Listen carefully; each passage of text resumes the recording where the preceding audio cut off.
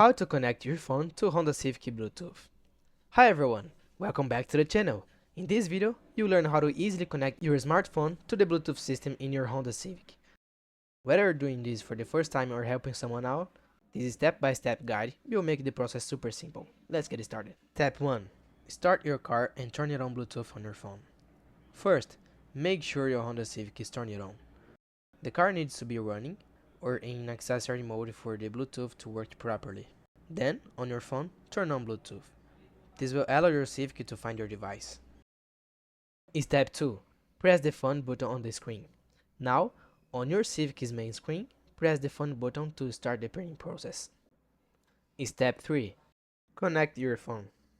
Since you've never connected your device before, you will see a message asking if you want to add your phone. Go ahead and select Yes. Step 4. Find a Honda Civic on your phone. Next, go back to your phone and look for a Bluetooth device named Honda Civic. Once it appears, tap it to connect. Step 5. Confirm the pairing code. A PIN code will appear on both your phone and the Civic screen. Check if the numbers match.